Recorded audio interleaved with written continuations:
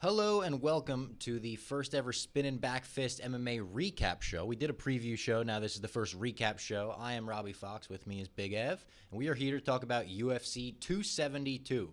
We did a huge preview show leading into this. It was the first ever Spinnin Backfist show.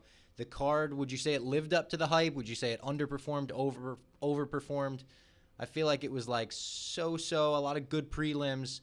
The main three fights going to decision in the way that they did, I know, kind of pissed a lot of people off. Yeah, they were like, there were some really good scraps. I feel like there was a lot of like fight of the night contenders.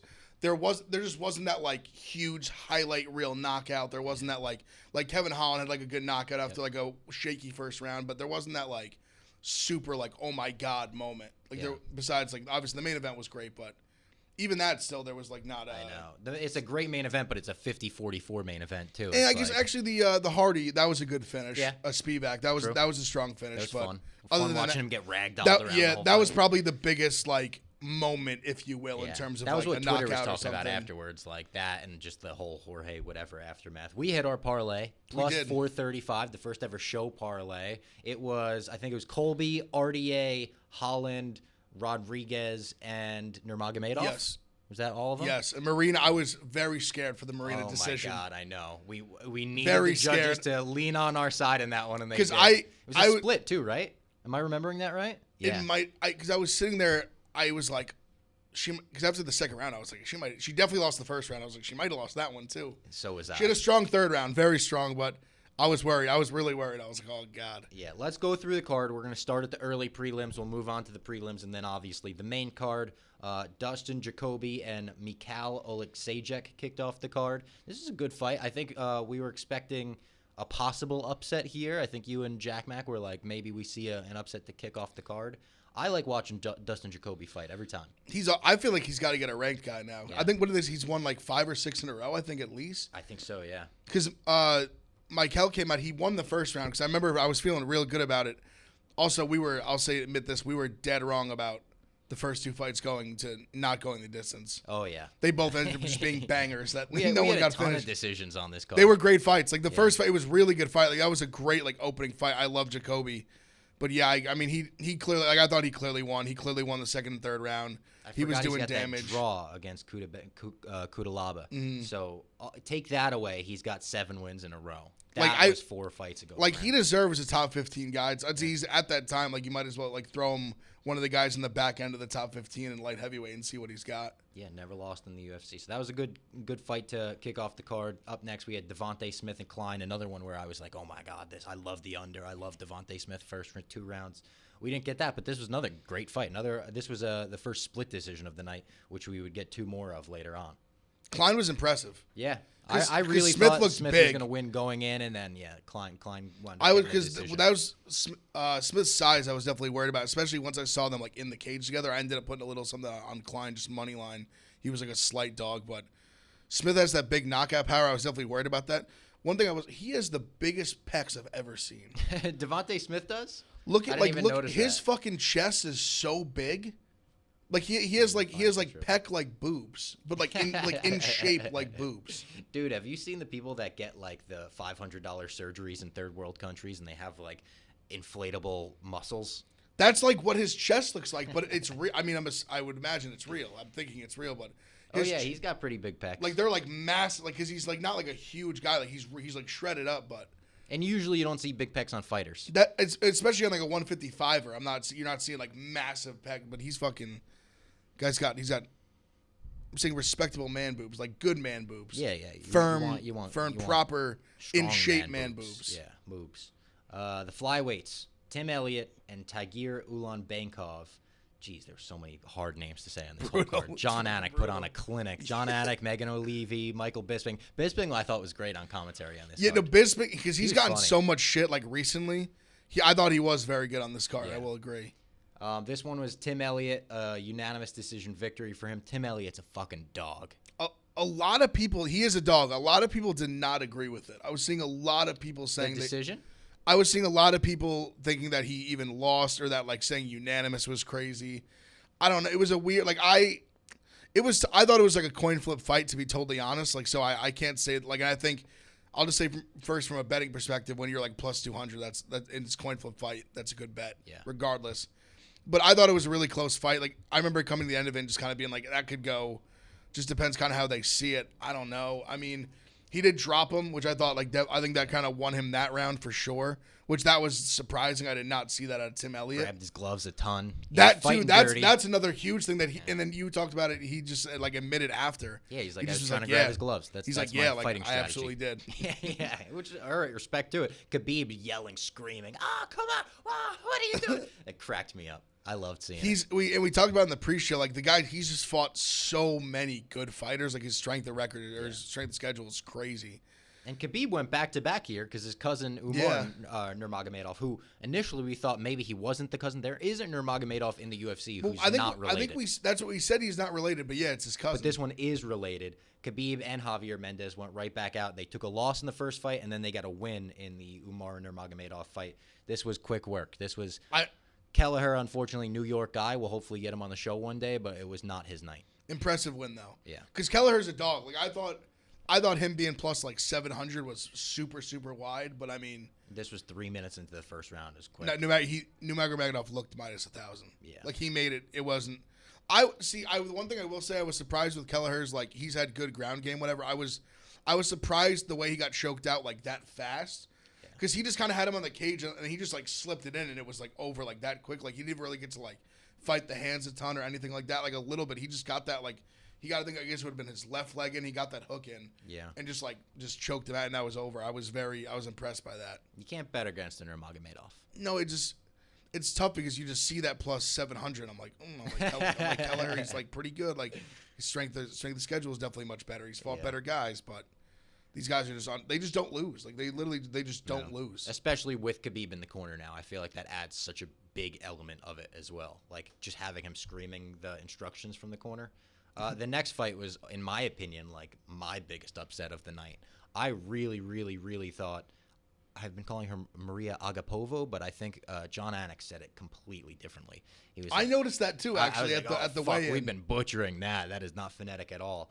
But it was her versus Marina Moraes, excuse me. And this was bad blood the entire way through. They did embrace after the fight. They shook hands at the weigh-in. Yeah, they did. Yeah, because we were talking about that with Megan. Megan was like, "That might be a crazier standoff than." They gave a firm handshake at the weigh-in. I was very surprised by that. But Marina Moraes wins this fight by submission, and it was fucking dominant. Like she was way stronger than her, kind of ragdolling her around like we saw in the Greg Hardy fight later, and then she just submitted. And I never really looked like Agapova had a chance. No, she looked like a huge favorite. Moraes' first fight in 2 years. She gave a very passionate post-fight speech about Ukraine and shit. People were going wild for her. There was another thing later on with there was like the translator, and one person said, it might have been Nurmagomedov, said like, please bring peace to Russia or something, and the translator forgot to do that, and then they booed him. No, well, I was actually going to bring that up because Kelleher wanted to bring out the world peace flag, and they wouldn't let him, which I think it's a good intention. I think I could see why they wouldn't want him to carry it out when he's specifically facing the Russian guy. Like you don't want to turn the Russian guy into the bad. He clearly already kind of became the bad guy with the crowd, which it's not his fault. You're not trying to. He didn't invade fucking Ukraine. Like and how about Rogan being like, Umar Nurmagomedov? He sounded like me trying to say some of these names. I was gonna bring this up to you too. In the ceremonial weigh-ins, he butchered some names so badly. The one it was which I'll butcher it too. The Kennedy and Chekwu fight versus like the Nikolai. I still like Nega. It's so hard to say Negu like a Murat. Moreno, Nega Marano. He went to say the first name. He paused for so long and then just butchered the fuck out of me. He basically just did what I just did. Yeah. It was so funny that he just it was having such a hard time with it. It's a good transition. That is the next fight is a light heavyweight fight. Another split decision on the card. We saw back-to-back split decisions here. I got to take better notes next time when we do this because both split decisions here. Well, the Marina Rodriguez fight, I was kind of like, I don't know if she won that one. This one, I'm like, I don't remember it enough. It kind of went in one ear, out the other, and I don't remember like who should have won that split. I was on Nikolai as the underdog. I think I was lucky. Yeah. Kennedy was jabbing his fucking I face remember off. people being pissed. Now it's coming back to me. I remember people being pissed when Kennedy did it. It was one of those, so he lost the point for like a second eye poke, and it was a bad eye poke. Yeah, this was the eye poke fight. But this is one, and I know this doesn't like always tell the fights in MMA, like just the way like round betting works, but like it was one of those, just look at the two of them after the fight. Yeah. Like his face was fucked up. He was pounding his face with I remember jabs. this now, the eye poke fight. I mean, And the like point deduction did a lot too. It could have been a draw sure. though. And this was the one that they took forever to do, Yes. decision-wise, right? Yeah. Yep, because that was Anik was like, don't mean to like spoil it, but like usually when it comes to this like takes long, it's probably a draw. Yeah. And it just wasn't a draw, but Oh, yeah. I What just took was- so long? that was another decision I was surprised by. That's tough. If you're a Do Kennedy you think they bettor, just it was kept tough. going back to the judge who scored, like the judges who scored it for Negamorano? Like, and are they, you they were like, sure? are you positive this is who you meant to put? Yeah. Because they pretty much were, because some of the decisions were like 29-27. So they were literally like, they basically gave him the first and second round. Yeah. And then called the third round a draw, which I thought like, without the point deduction, like if you had Kennedy by sweep, I don't think that would have been. There was one round that Nikolai had good, like he had some good control. I remember that he could, like I thought he stole like a round, but I guess with the point deduction, I would have been fine with a draw, but Yeah. I just don't think he won the fight. Like I think that was a tough decision. The next one, Marina Rodriguez versus Giannan. We kind of touched on this one. We were on Rodriguez, so we really needed her to win. She wound up winning. I was definitely watching this from a biased perspective the entire time of rooting for our parlay to hit. So every punch, I was doing the Rogan thing where like every little jab she had, I was like, oh, it could knock her out. She did get the decision. Maybe controversial. It was a split decision, but not as controversial as the last one, I would say. No, because that fight, like I would say, like Jan clearly won the first one, like Marina clearly won the third. The second was pretty close. Even I was sitting at the top of the second one. I was like, that might have been Jan. That was sketchy. But obviously they gave it to Marina, so I'll take it. And then this was a great fight, great finish to send us into the pay-per-view. Lightweight fight between Jalen Turner, Jamie Malarkey. I like both of these guys. I like watching both of them fight. And Jalen Turner coming out with a huge TKO here. This guy is the real deal, like for real. I said on the preview show that I couldn't get the Luke just murdering him out of my mind. It's gone now. Yeah, it's gone. I mean, it has to be, right? It's over. The that was at run one. that he's on That was is at 170 as well. outrageous, yeah. Like 155, he looks like a fucking monster.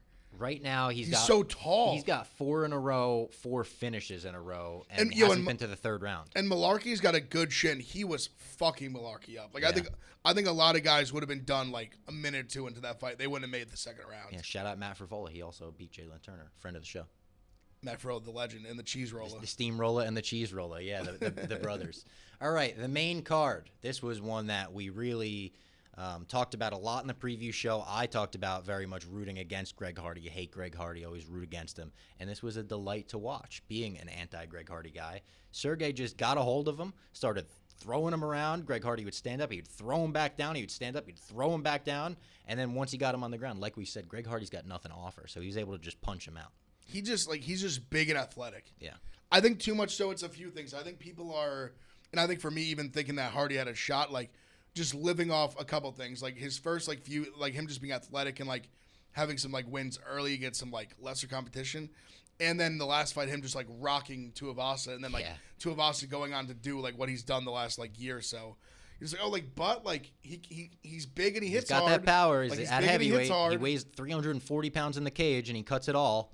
And he still's like, I'm no one to talk, but he still is like a little chunky. Like it wasn't like he's like. It's crazy. He's not like It shredded. might have been Bisping was like, I'd like to see him cut down because he could probably be a much better athlete if he wasn't concerned about cutting 30 pounds on fight week. Well, it's weird for him to be that heavy because like in the NFL he wasn't that heavy. Yeah. In the NFL he probably when he was like in his prime, like when he was like he had the one season that was like unreal. He was like one of the best defensive players in the league. He probably was like 275. Do you think in his mind he's like, I know I'm lower than everyone else in all the jiu-jitsu disciplines and all jiu-jitsu and grappling and judo and even striking. So let me just put on a fuck ton of weight and see if I could start knocking people out.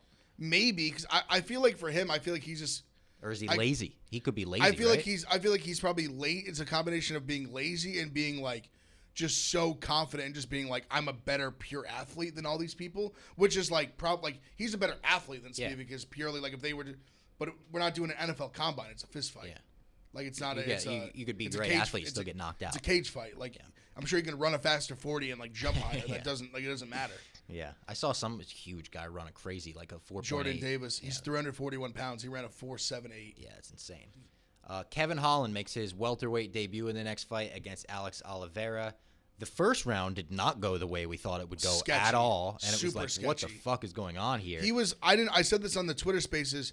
I think he had like a 5 or 6 inch reach advantage, and he was just lunging in and like eating shots. Yeah, this is Kevin Holland we're talking about, by the way. If you didn't watch Kevin Holland, yes. I assume you were watching the fights if you're watching this, but yeah, Oliveira looked awesome in the first round. It looked like pretty crisp with his striking all around, and got him in a choke at the end of the round. And Kevin Holland gave him a double thumbs up too. He's like, "I'm fine, I'm good. Don't worry about me."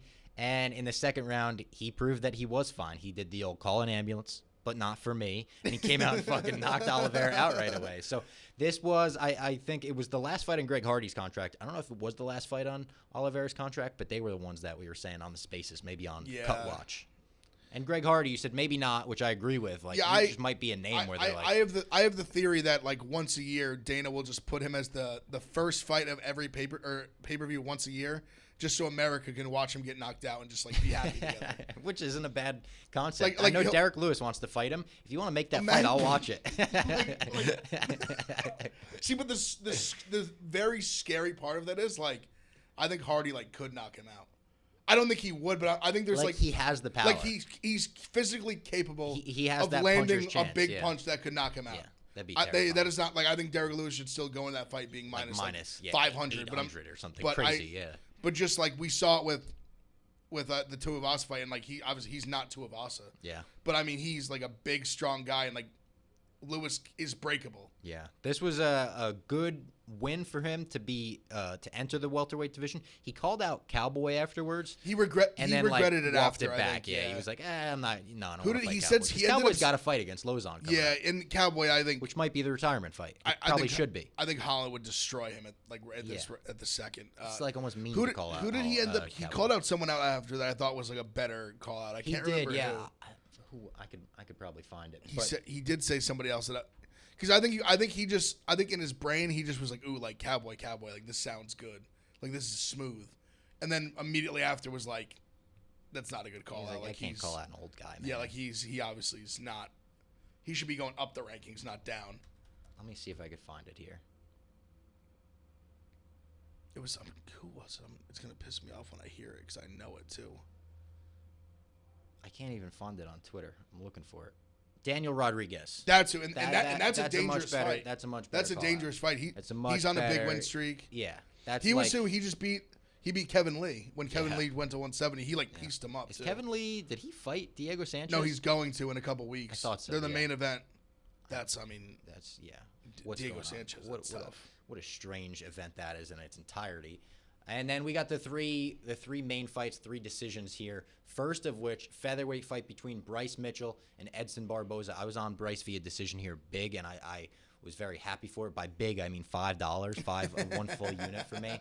And I just loved Bryce via decision. You look at all of his fights, it's either a decision or a submission in every one, and I thought Edson is resilient enough to resist that submission. He was, but he got his ass handed to him. I was on Edson heavy myself. I was very surprised. Man. I was really that's what I'm saying. I was really surprised the way he just got like absolutely dominant. Even in the first, Bryce Mitchell dropped him on the feet. Yeah.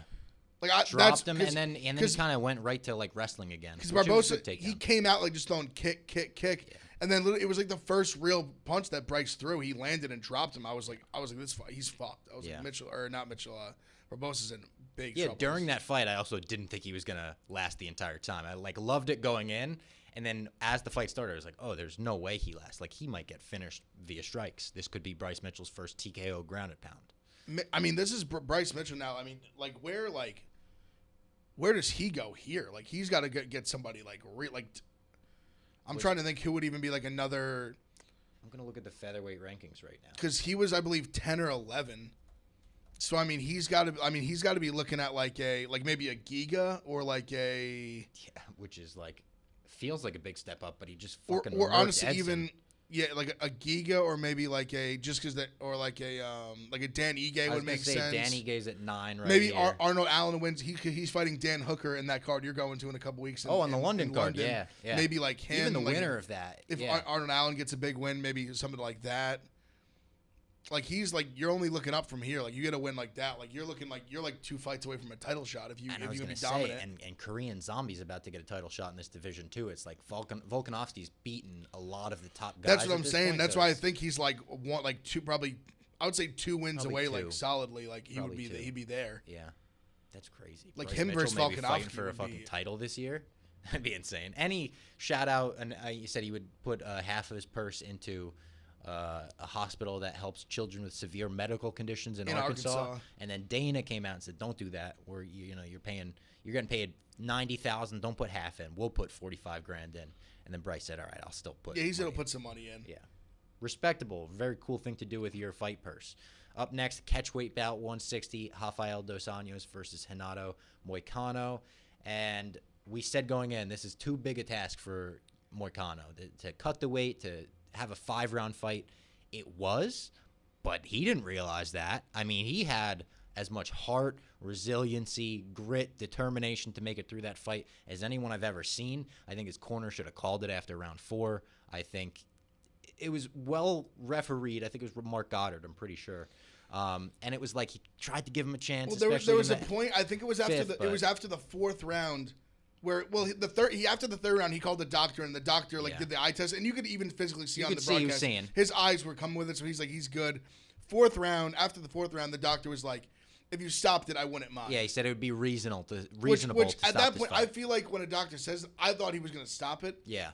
And then Goddard was like, you got 30 seconds, and he said, you got to show me something, and he started fucking swinging. As much as I said on the spaces, I had RDA 5th round plus 2,500 and 4th round plus 1,600, which was maybe 2 of the worst beats of my entire life gambling. Like I was disgusted watching it.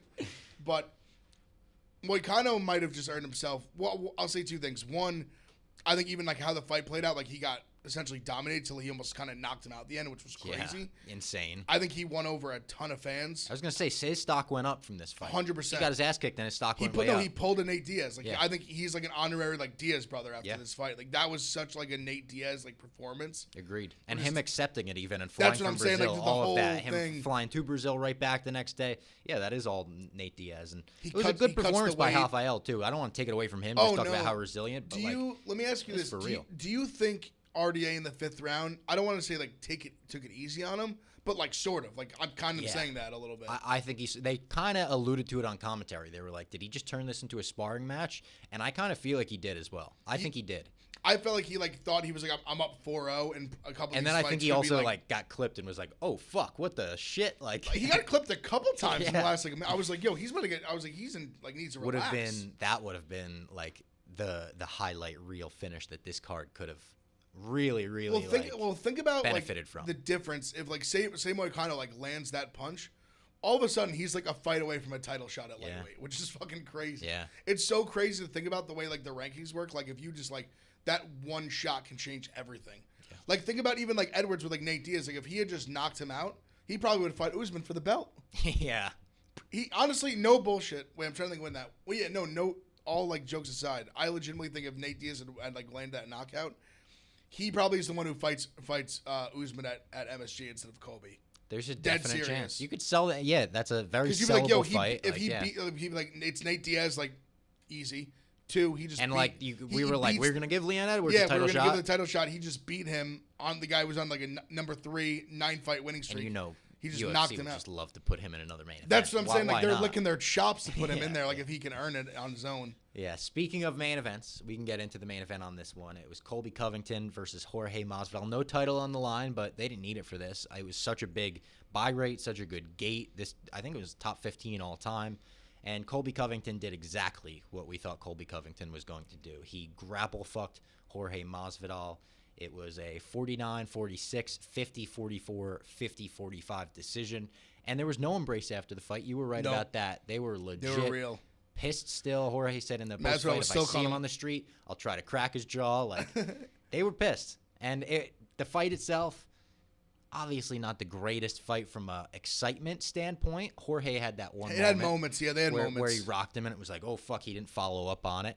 The ESPN feed went out in the middle of round 2, which is fucking insane. Just in the middle of a main event. It was fine all night, and then in the middle of a main event. And then they come back, like, when it turns back on, it's like, Masvidal lands Big some shots big from shots. Masvidal. I was like, what is and going on? You see some, like, redness on Colby's face. I'm like, what the fuck? From a, like, purist standpoint, I'm sure people enjoyed watching Colby wrestle and Colby do the work that he did in this fight, though, because it was another, like, tremendous performance from him. The pace is just, like, people, obviously, that's what people talk about when they talk about him, like, Colby Chaos is just pace. I mean, he just drowns you. And he really did, like, I love Masvidal. Like, I think Colby's kind of a scumbag. But, he honestly, he really even won on the feet, too. Like, he was piecing him up. Like, there was that one moment, I believe it was the third round, maybe? Like, middle-ish end of third round, where he had Masvidal up against the cage, and I was like, he might get knocked out here. I was like, even, like, Colby's not known for his power, obviously, but I was like, he just, it was like 5, 6, 7, 8, 9, 10, just like bang, I was like, even if he doesn't get knocked out, this could get stopped. Well, that's what I was thinking. I thought it was going to get stopped in the cage with like, him just eating punches. I thought the same thing. But then I was also kind of like, after what happened the fight before, that would have been like, true. To like let Moycano go, and then this guy Masvidal's getting stopped on the cage. Yeah, as someone that didn't take it short notice, exactly. Yeah, but pretty good pay-per-view. At the end of it, I was like, all right, I didn't feel like I wasted my time watching. We're gonna give out our own fight of the night, our own performance of the night. The UFC gave fight of the night to the main event, and then performance of the night to Kevin Holland and Maria Moraes. I would probably give my fight of the night to the co-main event, because of the resiliency of Moycano. And I know it wasn't a close fight, just like the main event wasn't. But by the end, when they're swinging and the crowd's on their feet, the crowd's cheering for him, that was like, people were going nuts for that. That was kind of fight of the night for it in my eyes. And then my performance of the night, say we're given 2, UFC gave 2. I would give it to 2 people they didn't award it to, Umar Nurmagomedov and Jalen Turner. Yeah, I was going to say, so... Fight of the night, I don't hate the Moycano decision. I was gonna say even the Marina Rodriguez, I thought fight could even been fight of the night. Like, that was a very close fight. They were on the feet throwing hands. That was a good fight. Yep, Jalen Turner 100% I thought deserved performance tonight. I was kind of shocked that he didn't get it. Honestly, a sneaky one. I wouldn't give this fight of the night, but I feel like I've seen similar fights to the Holland fight get fight of the night when one guy, when it's like a banger the first round, and then someone just like gets a big finish. So I'll say the Marina Rodriguez. In a much lesser way, I think of the Oliveira Chandler fight. Yes. Where it was like Oliveira almost got finished by Chandler, and then he comes back and he finishes him in the second round. Well, that's what even like, I wouldn't say even like the Jalen Turner Malarkey was like fight of the night, but that was even like where I was like very impressed with Malarkey. Like, Malarkey was eating shots. It was like stayed in there. Like, I was so impressed because I'm a big fan of his in general. The prelims I thought were maybe better than the main card. Yeah, no, and fights wise probably, yeah. The main card wasn't necessarily bad, but we've been getting a lot of good prelims lately. We got a lot of good prelims on the next card. We were just talking about next week's card, which we'll do a big Thursday preview for, as always. It'll go up 3 p.m. on Thursday, and it's like, you look at that card and you go, was this $75 more expensive than the next card? Because the next card's pretty fucking awesome. No, and I was saying it before we started recording, like, usually these, like, obviously, understandably, after these pay-per-view cards, like, you see kind of, like, lesser cards, like, right after.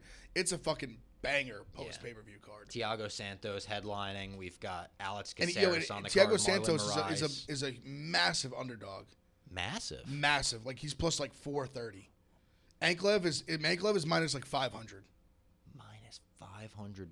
I mean, I love Thiago Santos. I love watching him fight. I feel like if he's plus 4 anything, you gotta lay a little bit on him. I feel like people are weirdly like, we'll talk. I just think people are weirdly off him after, even though he won.